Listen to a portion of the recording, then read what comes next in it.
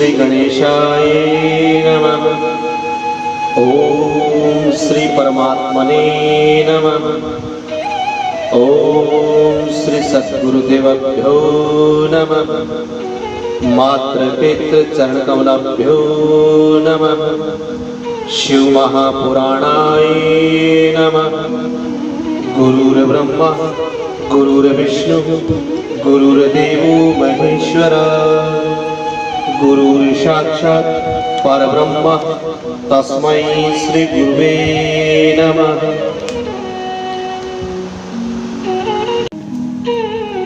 वर्णानामर्थ संघानां रसानां छंदसामपि मंगलानां च कर्तारो वंदे वाणी विनायको भवानी शंकरो वंदे श्रद्धा विश्वासरूपिणो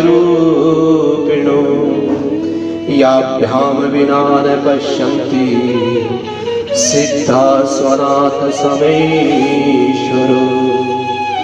नमो ब्राह्मण देवाय गो ब्राह्मण हिताय च जगत हिताय कृष्णाय गोविंदाय नमो नमः। छविललित कमला कोटि नवनील अंबरधारिणी शशिवदन कंज विलोचनी शिरचंद्रिका मृदुहासिनी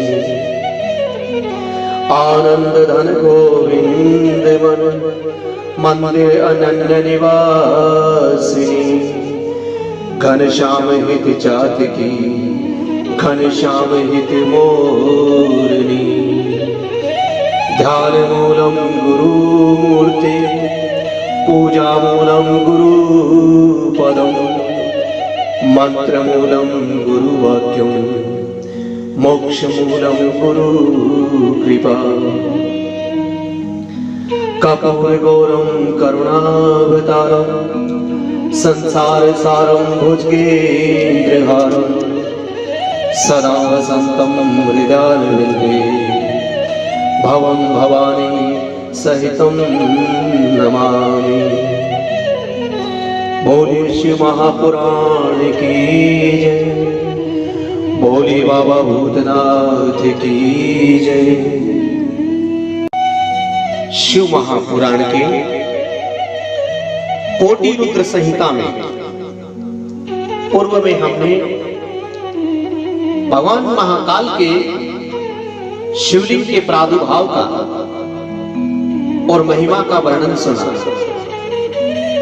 अब हम विंध्य की तपस्या से ओंकार में परमेश्वर लिंग के प्रादुर्भाव को और उनकी महिमा का रसपान करेंगे।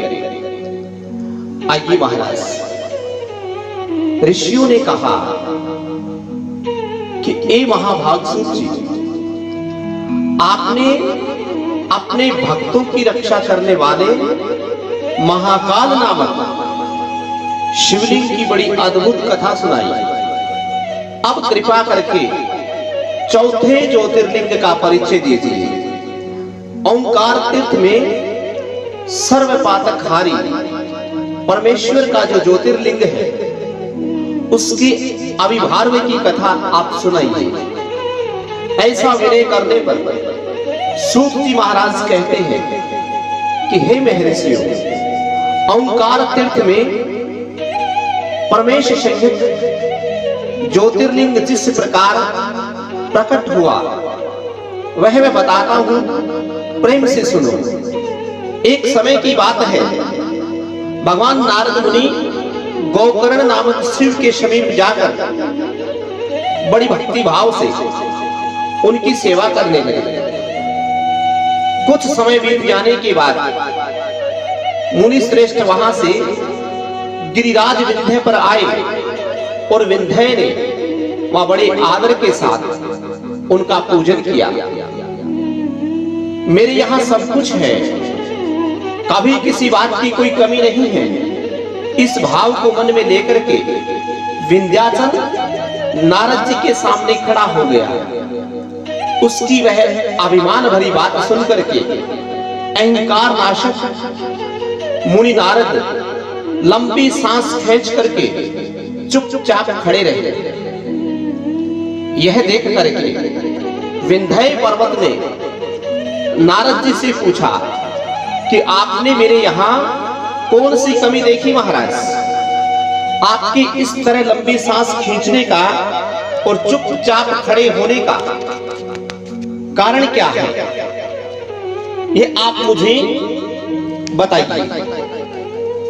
नारद जी कहने लगे कि हे भैया, तुम्हारे यहां सब कुछ है, फिर भी मेरू पर्वत तुमसे ऊंचा है। उसके शिखरों का विभाग देवताओं के लोकों में भी पहुंचा हुआ है, किंतु तुम्हारे शिखर का भाग वहां कभी नहीं पहुंच सकता।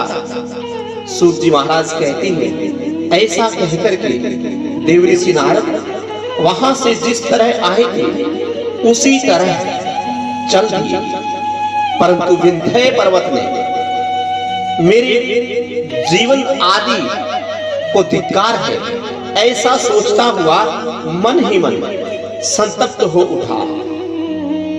अच्छा, अब मैं विश्वनाथ भगवान शंभु की आराधना पूर्वक तपस्या करूंगा, ऐसा हार्दिक निश्चय करके मैं भगवान शंकर की शरण में गया। तदनंतर जहां साक्षात ओंकार की स्थिति है वहां प्रसन्नता पूर्वक जाकर के उसने भगवान शिव की पार्थिव मूर्ति बनाई और 6 मास तक निरंतर भगवान शंभु की आराधना करके शिव के ध्यान में तत्पर होकर के मैं अपनी तपस्या के स्थान से हिला तक नहीं। विंध्याचल पर्वत की ऐसी तपस्या देख करके पार्वती पति भगवान भोलेनाथ प्रसन्न हो गए। उन्होंने विंध्याचल को अपना वह स्वरूप दिखाया जो योगियों के लिए भी बड़ा दुर्लभ है। वे जब प्रसन्न हो गए उसी समय उनसे कहने लगे कि हे विंध्य, तुम मनोवांछित वर मांगो, मैं भक्तों को अभिष्ट वर देने वाला हूं और तुम्हारी तपस्या से मैं बहुत प्रसन्न हूं। विंध्य पर्वत बोला, हे देवेश्वर प्रभु, हे देवों के देव महादेव, आप सदा ही भक्तवत्सल हैं।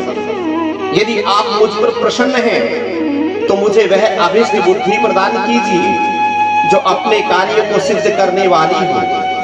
भगवान शंभु ने उसे वह उत्तम वर दे दिया और कहा कि हे पर्वतराज विंध्य, तुम जैसा चाहो वैसा करो। इसी समय देवता तथा निर्मल अनंत कर्ण वाले ऋषि वहां आ गए और भगवान शंकर की पूजा करके कहने लगे कि हे भोलेनाथ, हे प्रभु, आप यहाँ स्थिर रूप से निवास करें। देवताओं की यह बात सुनकर के परमेश्वर भगवान शिव प्रसन्न हो गए और लोगों को सुख देने के लिए उन्होंने सहज वैसा ही किया। वहां जो एक ओंकार का लिंग था वह 2 रूपों में विभक्त हो गया। प्रणव में जो सदाशिव थे वे ओंकार नाम से विख्यात हुए और पार्थिव मूर्ति में जो शिव ज्योति प्रतिष्ठित हुई उसकी परमेश्वर संज्ञा हुई। परमेश्वर को ही अमलेश्वर धाम कहती है। इसी प्रकार ओंकार और परमेश्वर ये दोनों शिवलिंग भक्तों को अभिष्ट फल देने वाले हैं। उस समय देवताओं और ऋषियों ने उन दोनों लिंगों की पूजा की और भगवान वृषध्वज की संतुष्ट करके अनेक वर प्राप्त किए।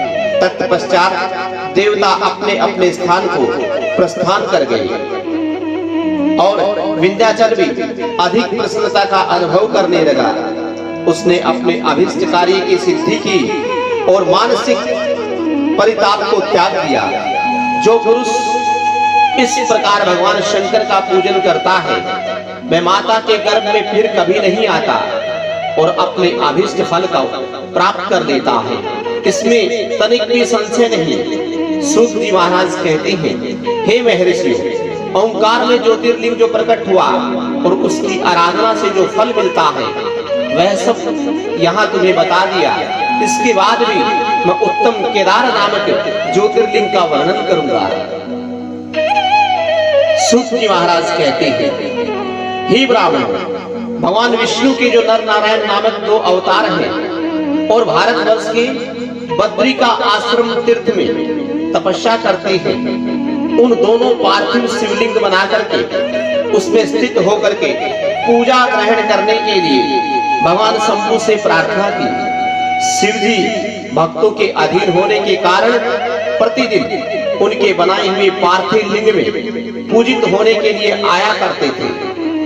जब उन दोनों के पार्थिव पूजन करते बहुत दिन बीत गए, तब एक समय परमेश्वर शिव ने प्रसन्न होकर के कहा, मैं तुम्हारी आराधना से बहुत प्रसन्न हूँ, संतुष्ट हूँ। तुम दोनों मुझसे जो वर मांगना चाहो मांग सकते हो। उसी समय उनके ऐसा कहने पर नर और नारायण के ने लोगों के हित के लिए कामना से कहा कि हे देवेश्वर, यदि आप हम पर प्रसन्न हैं और यदि वर देना चाहते हैं तो अपने स्वरूप से पूजा ग्रहण करने के लिए यहीं पर स्थित हो जाइए। उन दोनों बंधुओं के इस प्रकार अनुरोध करने पर कल्याणकर्ता कल्याणकारी भगवान महेश्वर हिमालय के उस केदार तीर्थ में स्वयं ज्योतिर्लिंग के रूप में स्थित हो गए। उन दोनों से पूजित होकर के भगवान शिव संपूर्ण दुख और भय का नाश करने वाले, लोगों का उपकार करने और भक्तों को दर्शन देने के लिए स्वयं केदारेश्वर के नाम से प्रसिद्ध हो गए। वे दर्शन और पूजन करने वाले भक्तों को सदा अभिष्ट वस्तु प्रदान करते हैं। उसी दिन से लेकर जिसने भी भक्ति भाव से केदारेश्वर का पूजन किया, उसके लिए सपन में भी दुख दुर्लभ हो गया। जो भगवान शिव का प्रिय भक्त वहां शिवलिंग के निकट शिव के रूप में अंकित वल्ल कंकण या कड़ा चढ़ाता है, वह उस वल्ल युक्त स्वरूप का दर्शन करके समस्त पापों से मुक्त हो जाता है, साथ ही जीवन मुक्त भी हो जाता है। जो बद्री वन की यात्रा करता है उसे भी जीवन मुक्ति की प्राप्ति होती है। नर और नारायण के तथा केदारेश्वर शिव के स्वरूप का दर्शन करके मनुष्य मोक्ष का भागी होता है, इसमें तनिक भी संशय नहीं। केदारेश्वर में भक्ति रखने वाले जो पुरुष वहां की यात्रा आरंभ करके उनके पास तक पहुंचने से पहले मार्ग में ही मर जाते हैं, वे भी मोक्ष को प्राप्त कर लेते हैं। इसमें विचार करने की कोई आवश्यकता नहीं। केदार तीर्थ में पहुंचकर वहां प्रेम पूर्वक भगवान केदारेश्वर की पूजा करके वहां का जल पी लेने से मनुष्य फिर जन्म नहीं लेता। हे ब्राह्मणों, इस भारतवर्ष में संपूर्ण जीवों को भक्ति भाव से भगवान नर नारायण की तथा केदारेश्वर शंभु की पूजा करनी चाहिए। अब मैं भीम शंकर नामक ज्योतिर्लिंग का महात्म्य कहूंगा। कामरूप देश में लोकहित की कामना को साक्षात भगवान शंकर ज्योतिर्लिंग में अवतीर्ण हुए, उसकी कथा सुनिए। उनका वह स्वरूप कल्याण और सुख का आश्रय देने वाला है। हे ब्राह्मणों, पूर्व काल में एक महाप्रकार पराक्रमी राक्षस हुआ जिसका नाम भीम था। वह सदा धर्म का विध्वंस करता था और समस्त प्राणियों को दुख देता था। वह महाबली राक्षस कुंभकर्ण के वीर्य और करकटी के गर्भ से उत्पन्न हुआ था तथा वह अपनी माता के साथ सह्य पर्वत पर निवास करता था। एक दिन समस्त लोगों को दुख देने वाले भयानक पराक्रमी दुष्ट भीम ने अपनी माता से पूछा कि हे माँ, मेरे पिताजी कहाँ हैं? तुम अकेली यहाँ क्यों रहती हो? यह सब मैं जानना चाहता हूँ, अतः ये सब यथार्थ ही बताओ। करकटी कहने लगी, हे बेटा, रावण के छोटे भाई कुंभकर्ण तेरे पिता थे। भाई सहित उस महाबली वीर को श्री राम ने मार डाला। मेरे पिता का नाम करकट और माता का नाम पुष्कशी था। विराट मेरे पति थे जिन्हें पूर्व काल में राम ने मार डाला। अपने प्रिय स्वामी के मारे जाने पर मैं अपने माता पिता के पास रहा करती थी। एक दिन मेरे माता पिता अगस्त्य मुनि के शिष्य सुतीक्षण को अपना आहार बनाने के लिए चले गए। वे बड़े तपस्वी और महात्मा थे। उन्होंने कुपित होकर के मेरे माता पिता को भस्म कर डाला। इसी प्रकार मेरे माता पिता अगस्त्य मुनि के शिष्य सुतीक्षण के कारण भस्म हो गए। वे दोनों मर गए। तब से मैं अकेली होकर के बड़े दुख के साथ इस पर्वत पर रहने लगी। मेरा कोई अवलंब नहीं रह गया। मैं असहाय दुख से आतुर होकर के यहाँ निवास करने लगी। इसी समय महान बल पराक्रम से संपन्न राक्षस कुंभकर्ण को, जो रावण के छोटे भाई थे, यहाँ पर आए। उन्होंने बलात् मेरे साथ समागम किया। फिर वे मुझे छोड़ करके अपनी लंका को चले गए। तत्पश्चात तुम्हारा जन्म हुआ। तुम भी पिता के समान ही महान बलवान और पराक्रमी हो। अब मैं तुम्हारा ही सहारा लेकर यहाँ कालक्षेप करती हूँ। सूत जी महाराज कहती हैं, हे ब्राह्मणों, कर्कटी की यह बात सुनकर के भयानक पराक्रमी भीम कुपित होकर के विचार करने लगा, मैं विष्णु के साथ कैसा बर्ताव करूं। उन्होंने मेरे पिता को मारा, मेरे नाना नानी को उनके भक्त के हाथों से मारे गए, विराट को भी उन्होंने मारा और इसी प्रकार मुझे बहुत दुख दिया। यदि मैं अपने पिता का पुत्र हूं तो श्री हरि को अवश्य पीड़ा दूंगा। ऐसा निश्चय करके भीम महान तप करने के लिए चला गया। उसने ब्रह्मा जी को प्रसन्नता करने के लिए 1000 वर्षों तक महान तप किया। तपस्या के साथ साथ वह मन ही मन इष्ट देव का ध्यान किया करता था। तब लोक पितामह ब्रह्मा उसे वर देने के लिए साक्षात प्रकट हो गए और कहने लगे कि हे भीम, मैं तुम पर प्रसन्न हूँ। तुम्हारी जो इच्छा हो उसके अनुसार तुम मुझसे वर मांग सकते हो। भीम कहने लगा, हे देवेश्वर, कमलासन, यदि आप मुझ पर प्रसन्न हैं और मुझे वर देना चाहते हैं तो आप मुझे ऐसा बल दीजिए जिसकी कहीं भी तुलना ना हो। सूत जी महाराज कहते हैं, ऐसा कहकर के उस राक्षस ने ब्रह्मा जी को नमस्कार किया और ब्रह्मा जी भी उसे अभिष्ट वर देकर अपने धाम को चले गए।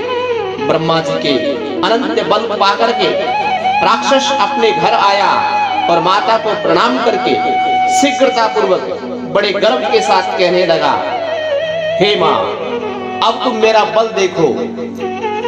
मैं इंद्र आदि देवताओं तथा उनकी सहायता करने वाले श्री हरि महान संहार कर डालूंगा।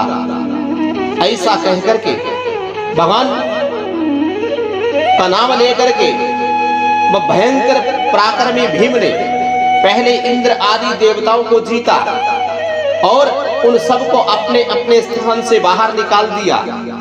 तदंतर देवताओं की प्रार्थना से उनका पक्ष लेने के लिए भगवान श्री हरि नारायण को भी उसने युद्ध में हराया। फिर प्रसन्नता पूर्वक पृथ्वी को जीतना प्रारंभ किया। सबसे पहले वे कामरूप देश के राजा सुदक्षिण को जीतने के लिए गया। वहां राजा के साथ उसका भयंकर युद्ध हुआ। दुष्ट असुर भीम ने ब्रह्मा जी के दिए हुए वर से शिव के आश्रित रहने के महावीर महाराज सुदक्षिण को परास्त कर दिया और सब सामग्रियों सहित उनका राज्य और सर्वस्व अपने अधिकार में कर दिया। भगवान शिव के प्रिय भक्त धर्म प्रेमी परम धर्मात्मा राजा को भी उसने कैद कर दिया और उनके पैरों में बेड़ी डाल करके उन्हें एकांत स्थान में बंद कर दिया। वहां उन्होंने भगवान शंकर की प्रीति के लिए शिव की उत्तम पार्थिव मूर्ति बना करके उन्हीं का पूजन करना प्रारंभ कर दिया। राजा ने बारंबार गंगा की स्तुति की, मानसिक स्नान कराया, आदि पार्थिव पूजन करके विधि से भगवान शंकर की पूजा संपन्न की। विधिवत भगवान शंकर का ध्यान किया और ध्यान करके प्रणवयुक्त पंचाक्षर मंत्र ओम नमः शिवाय का जाप करने लगे। अब उन्हें दूसरा कोई काम करने के लिए अवकाश ही नहीं मिलता था। सिवाय भगवान के नाम जाप के उन दोनों उनकी साध्वी पत्नी राजवल्लभा दक्षिणा प्रेम पूर्वक पार्थिव शिवलिंग का पूजन किया करती थी। वे दंपति अनन्य भाव से भक्तों का कल्याण करने वाले भगवान शंकर का भजन करते और प्रतिदिन उन्हीं की आराधना में तत्पर रहा करते थे। इधर वे राक्षस वर के अभिमान से मोहित होकर के यज्ञ कर्म आदि सब धर्मों का लोप करने लगा और सबसे कहने लगा, तुम लोग सब कुछ मुझे दे दो। महर्षियों, दुरात्मा राक्षस की बहुत बड़ी सेना साथ ले जाकर के उसने सारी पृथ्वी को अपने वश में कर दिया। वह वेदों, शास्त्रों, स्मृतियों और पुराणों के बताए हुए धर्म का लोप करके शक्तिशाली होने के कारण सबका स्वयं ही उपभोग करने लगा। तब सब देवता तथा ऋषि मुनि अत्यंत पीड़ित हो गए और महाकोशी के तट पर गए और शिव की आराधना तथा सत्वन करने लगे। उनके इस प्रकार स्तुति करने पर भगवान शिव अत्यंत प्रसन्न होकर के देवताओं से कहने लगे कि देवगण तथा ऋषियों, मैं तुम पर प्रसन्न हूं। कोई भी वर मांग लो, तुम्हारा कौन सा कार्य मैं सिद्ध करूं। देवता लोग कहने लगे, हे देवेश्वर, आप अंतर्यामी हैं, अतः सबके मन की बात जानते हैं। आपको कुछ भी कहने की आवश्यकता नहीं और आपसे कुछ भी अज्ञात नहीं है। हे प्रभु, हे महेश्वर, हे शंभुनाथ, कुंभकर्ण से उत्पन्न करकटी का बलवान पुत्र राक्षस भीम ब्रह्मा जी के दिए हुए वरदान के कारण शक्तिशाली होकर के देवताओं को निरंतर पीड़ा दे रहा है। अतः आप इस दुखदायी राक्षस का नाश कर दीजिए, हम पर कृपा कीजिए, विलंब ना करिए। शंभु ने कहा, हे देवताओं, कामरूप देश के राजा सुदक्षिण मेरे श्रेष्ठ भक्त हैं, उनसे मेरा एक संदेश कह दो, फिर तुम्हारा सारा कार्य शीघ्र ही पूर्ण हो जाएगा। उनसे कहना, कामरूप देश के अधिपति महाराज सुदक्षिण, प्रभु तुम मेरे विशेष भक्त हो, अतः प्रेम पूर्वक मेरा भजन करो। दुष्ट राक्षस भीम ब्रह्मा जी का वर पाकर के प्रबल हो गया है, इसलिए उसने तुम्हारा तिरस्कार किया है, परंतु अब मैं उस दुष्ट को मार डालूंगा, इसमें संदेह नहीं है। सूत जी महाराज कहते हैं, हे ब्राह्मणों, तब उन सब देवताओं ने प्रसन्नता पूर्वक वहां जाकर के उन महाराज से शंभु की कही हुई सारी बात कह सुनाई। उनसे यह संदेश कह करके देवता और महर्षि को बड़ा आनंद हुआ और वे सब के सब शीघ्र ही अपने अपने आश्रमों को चले गए। उधर भगवान शिव भी अपने गणों के साथ लोकहित की कामना से अपने भक्त की रक्षा करने के लिए सादर उसके निकट गए और गुप्त रूप से वहां ठहरे। उसी समय कामरूप नरेश ने पार्थिव शिव के सामने गाढ़ ध्यान लगाना प्रारंभ किया। इतने में ही किसी ने राक्षस से जाकर कह दिया कि राजा तुम्हारे नाश के लिए कोई पुष्चरण कर रहे हैं।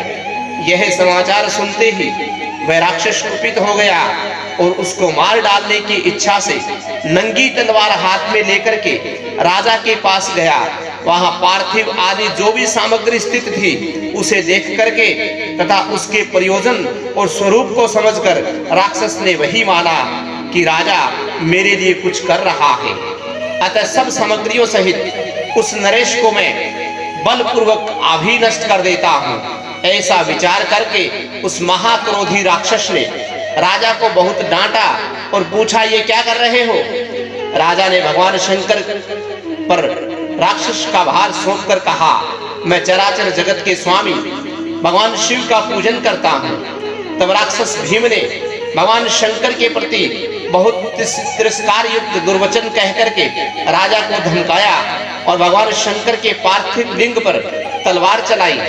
वह तलवार उस पार्थिव लिंग का स्पर्श भी नहीं कर पाई कि उससे पहले साक्षात भगवान हर वहां पर प्रकट हो गए।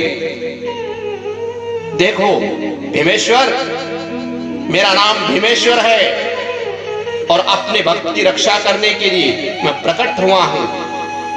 मेरा पहले से ही यह व्रत है कि मैं सदा अपने भक्तों की रक्षा करता हूं, इसीलिए भक्तों को सुख देने वाले मेरे बल की और दृष्टिपात करो। ऐसा कहकर के भगवान शिव ने पिनाक से उसकी तलवार के 2 टुकड़े कर दिए। तब उस राक्षस ने फिर अपना त्रिशूल चलाया, परंतु शंभु ने उस दुष्ट के त्रिशूल को भी सैकड़े टुकड़े करके डाल दिया। तदंतर शंकर ने उसका घोर युद्ध हुआ। इसके बाद सारा जगत शुद्ध हो उठा। तब नारद जी ने आकर के भगवान शंकर से प्रार्थना की कि हे भगवान, लोगों को भ्रम में डालने वाले परमेश्वर, हे मेरे नाथ, आप क्षमा करें। तिनके को काटने के लिए कुल्हाड़ा चलाने की आवश्यकता नहीं, शीघ्र ही इसका संहार कर डालिए।